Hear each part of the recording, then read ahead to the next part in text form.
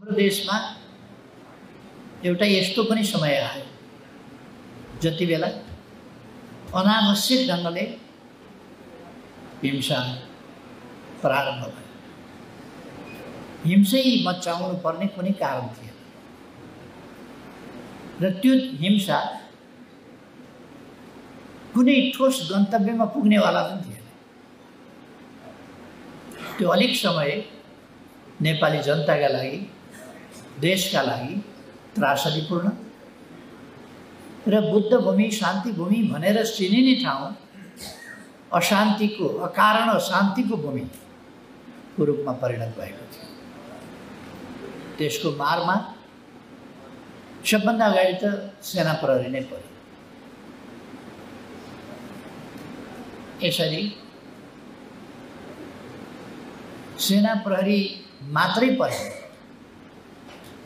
त्यस कारणले उनका घर परिवार, उनका परिवारजनहरू, परिवारका सदस्यहरू, आमा बुवाहरू, दाजुभाइ दिदीबहिनीहरू, श्रीमती, बच्चा बच्चीहरू, श्रीमान, सबैलाई त्यसको अत्यन्तै प्रतिकूल प्रभाव र पीडादायक रह्यो सबैका लागि। यहाँ हामीले द्वन्द पीडित केही महिला दिदीबहिनीहरूलाई सम्मान गर्यौँ, केही उपलब्ध पुराना साथीहरूलाई सम्मान गर्यौँ। म उहाँहरूलाई फेरि पनि सम्मान भन्न चाहन्छु, उहाँहरूको धैर्यताको प्रशंसा गर्न चाहन्छु र उहाँहरूले आफूलाई सम्हालेर, घर परिवार सम्हालेर जसरी अगाडि बढ्नु भएको छ त्यसको म प्रशंसा गर्न चाहन्छु र उहाँहरूको पीडाप्रति सहानुभूति र त्यसमा सेयर गर्न चाहन्छु उहाँको पीडालाई।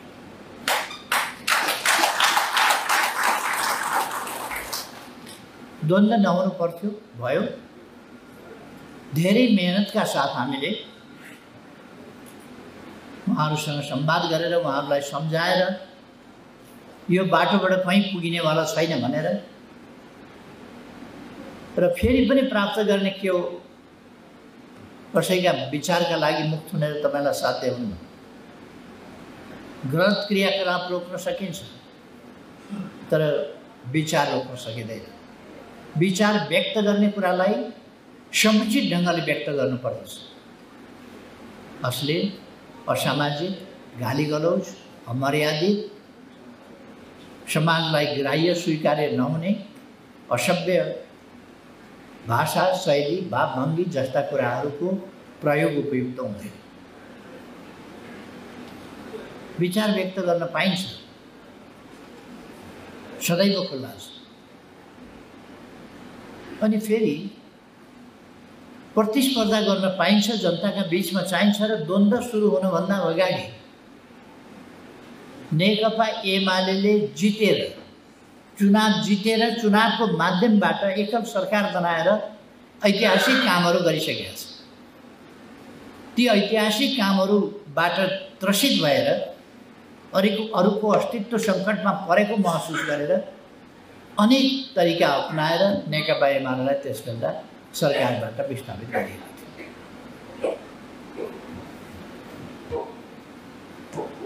हामीले ती कुराहरू उहाँहरूलाई बुझायौँ। शान्तिपूर्ण ढङ्गले संवैधानिक बाटोबाट अगाडि जान र सरकार बनाउन सकिन्छ, आफ्ना नीतिहरू कार्यान्वयन गर्न सकिन्छ भने हिंसाको बाटो किन चाहियो? हिंसा त त्यति बेला मात्रै स्वीकार्य हुन सक्छ जति बेला निहत्था जनतालाई सत्ताले दमन गर्छ, अधिकार खोज्छ, अधिकार दिँदैन र अधिनायकवादी जहानिया राणा शासन होस् कि शाह शासन होस् कि अरू कुनै होस्, जहानिया जन्मसिद्ध श्रेष्ठताको सिद्धान्तका आधारमा जन्मिँदै कोही राजा हुन जन्मिने, कोही श्री 3 हुन जन्मिने, कोही श्री 5 हुन जन्मिने, यस खालका भ्रमपूर्ण र मूर्खतापूर्ण कुराहरूलाई वास्तवमा अस्वीकार गरेर जनताले अब अगाडि जान सक्ने अवस्था छ। त्यस कारण तपाईँहरू हिंसा रोक्नुहोस्। उहाँहरूसँग वार्ता गरेर हिंसा रोक्न लगाए। सरकारको तर्फबाट, राज्यको तर्फबाट, मूलधारका राजनीतिक पार्टीहरूको तर्फबाट हिंसा सुरु गरिएको थिएन। हिंसा गर्ने नीति पनि थिएन। शान्तिपूर्ण ढङ्गले, शान्तिपूर्ण आन्दोलनबाट हामीले अधिनायकवादी व्यवस्थालाई समेत पराजित गरेका थियौँ। त्यसो भएर अधिनायकवादी व्यवस्थालाई यतिसम्म कि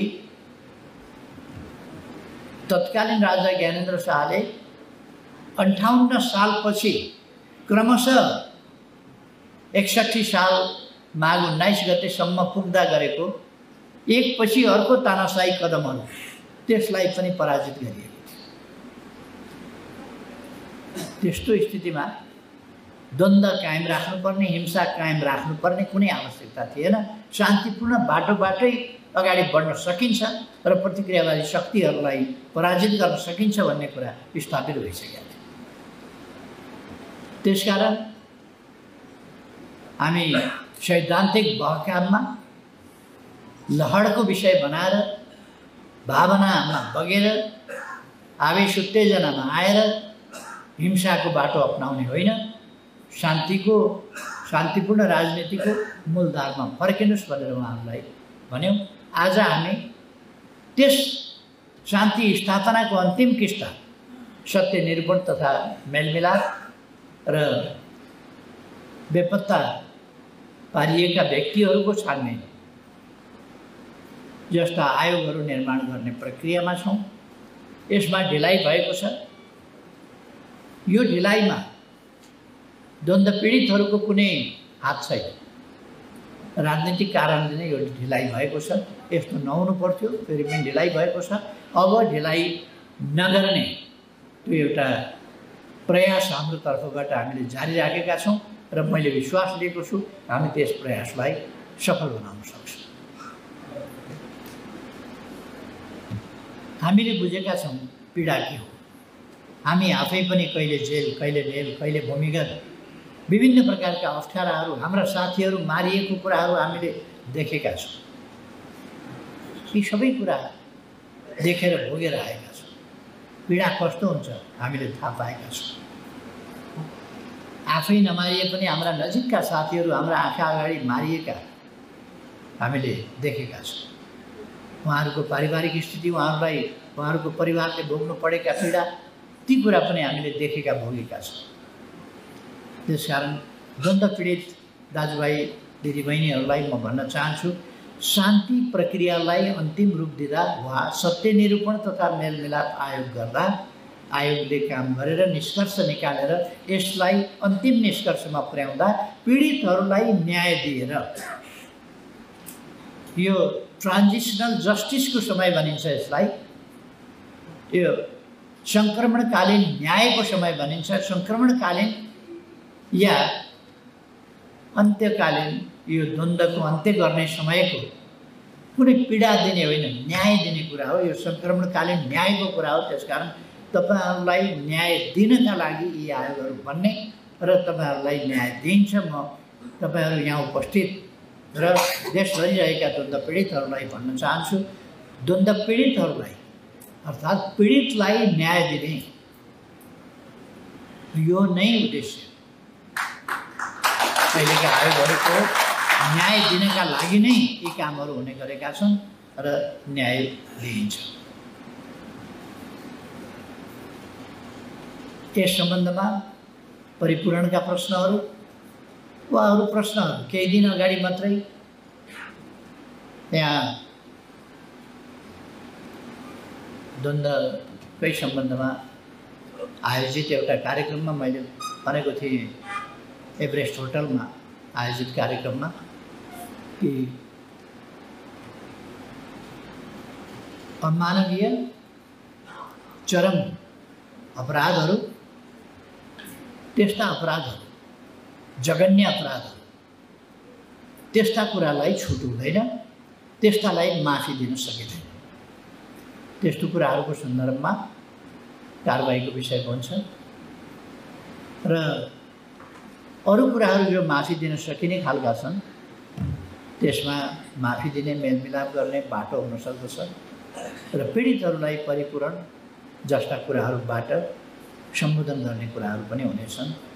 म यस सन्दर्भमा यति भन्न चाहन्छु कि यो काम गराउनका लागि सरकार लागि परेको छ, नेकपा एमाले लागि परेको छ, यहाँहरूलाई थाहा छ। र अहिलेको सरकार भनेको नेकपा एमाले र नेपाली कङ्ग्रेसको छ। यो दुईटै पार्टी लागेको छ, दुईटै पार्टीको सरकार लागेको छ। अरू पनि सरकारमा भएका पार्टीहरूको यी कुराहरूमा सहमति छ। म दाजुभाइ दिदीबहिनीहरूलाई भन्न चाहन्छु।